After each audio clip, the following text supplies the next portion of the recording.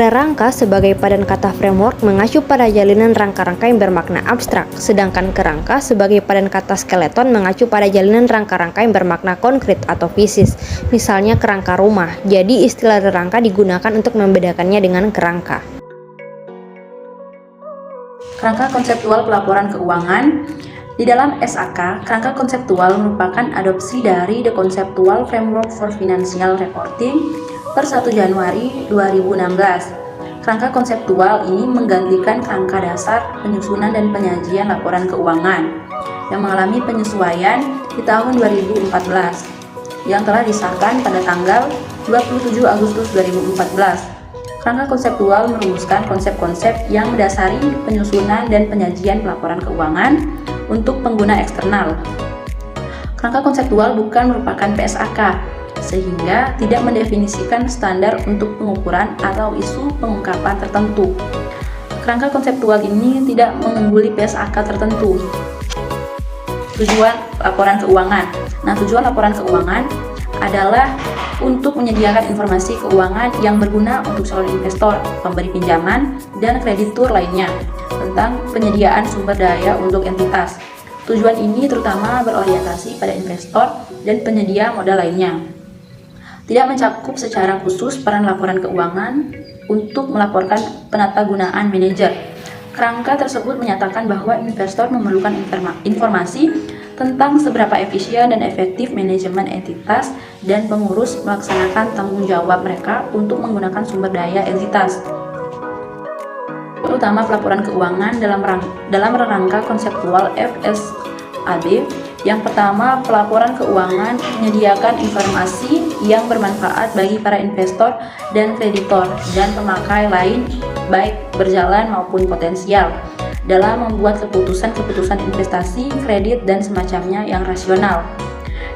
Berikutnya yang kedua, pelaporan keuangan menyediakan informasi yang membantu para investor dan kreditor dan pemakai lain, baik berjalan maupun potensial, dalam menilai jumlah saat terjadi dan ketidakpastian penerima kas mendatang dari dividen atau bunga dan memperoleh kas dari penjualan, penebusan atau jatuh temponya sekuritas atau pinjaman.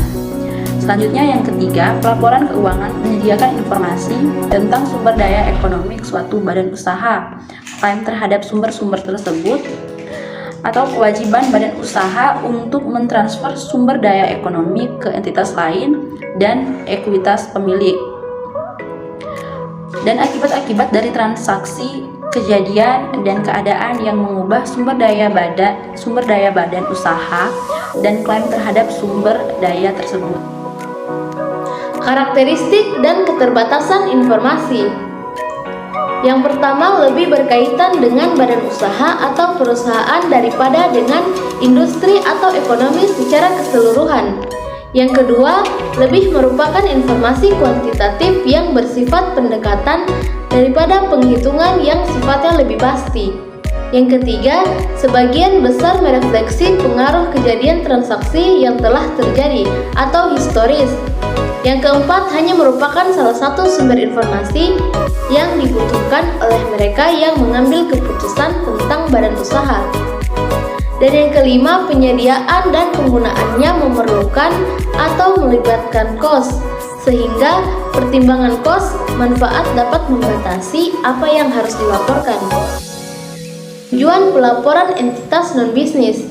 Tujuan utama yang pertama, pelaporan keuangan organisasi non-bisnis harus menyediakan informasi yang bermanfaat bagi para penyedia dana dan pemakai lain, baik berjalan maupun potensial, dalam membuat keputusan-keputusan rasional tentang alokasi dana ke organisasi tersebut. Tujuan-tujuan spesifik. Yang kedua, menyediakan informasi untuk membantu para penyedia dana dan pemakai lain, baik berjalan maupun potensial, dalam menilai jasa-jasa yang disediakan organisasi dan kemampuannya untuk terus menyediakan jasa-jasa tersebut. Yang ketiga, pelaporan keuangan harus menyediakan informasi yang bermanfaat tentang sumber daya kewajiban dan akibat dari transaksi, kejadian, dan keadaan yang mengubah sumber daya dan hak atas sumber daya tersebut. Yang keempat, menyediakan informasi tentang kinerja organisasi selama satu periode, pengukuran periodik perubahan-perubahan jumlah dan sifat aset bersih organisasi non-bisnis dan informasi tentang upaya-upaya dan hasil jasa organisasi secara bersama menunjukkan informasi yang paling bermanfaat dalam menilai kinerja organisasi.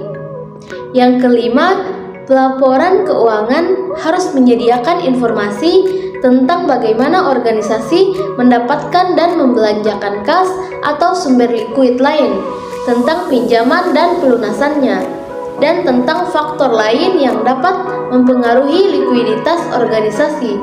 Dan yang keenam, pelaporan keuangan mencakupi penjelasan-penjelasan dan interpretasi untuk membantu para pemakai memahami informasi keuangan yang disediakan. Berikutnya yaitu ciri-ciri tujuan pelaporan organisasi non-bisnis. Nah, yang pertama yaitu penerimaan sumber ekonomi yang cukup besar dari penyedia jasa yang tidak mengharapkan untuk menerima imbalan atau manfaat yang proporsional dengan sumber ekonomi yang diserahkan. Yang kedua yaitu tujuan operasi selain menyediakan menjual barang dan jasa untuk mendatangkan laba atau setara laba. Dan yang ketiga yaitu tidak terdapatnya hak kepemilikan dengan proporsi tertentu pasti yang dapat dijual, dipindahtangankan, atau ditarik, atau yang mengandung hak yuridis atas bagian dari sisa kekayaan dalam hal organisasi dilikuidasi atau dibubarkan. Berikutnya yaitu karakteristik kualitatif informasi. FASB merumuskan kualitas spesifik dalam dua kategori yaitu primer beserta unsur-unsurnya dan sekunder. Kualitas primer terdiri atas yang pertama kerelevanan dan keterandalan, meliputi nilai prediktif, nilai balikan, dan ketepatwaktuan. Dan yang kedua keterandalan, meliputi keterujian dan ketepatan penyimbolan. Kualitas sekunder terdiri atas yang pertama keterbandingan, yang kedua konsistensi, dan yang ketiga kenetralan atau netralitas. Selanjutnya yaitu elemen-elemen statement keuangan. Berikut adalah elemen-elemen secara eksplisit yang diidentifikasi FASB antara lain yang pertama aset, yang kedua kewajiban, yang ketiga ekuitas atau aset bersih, yang keempat investasi oleh pemilik, yang kelima distribusi ke pemilik, yang keenam laba konverhensif, yang ketujuh pendapatan, yang kedelapan biaya, yang kesembilan untung, dan yang kesepuluh rugi. Perubahan posisi keuangan aset.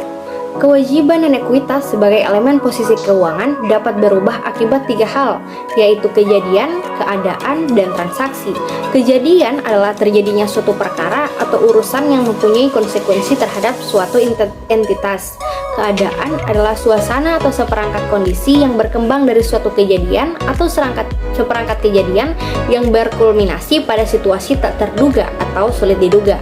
Transaksi adalah salah satu bentuk kejadian eksternal yang melibatkan transfer sesuatu yang bernilai untuk manfaat ekonomi di masa yang akan datang antara dua entitas atau lebih.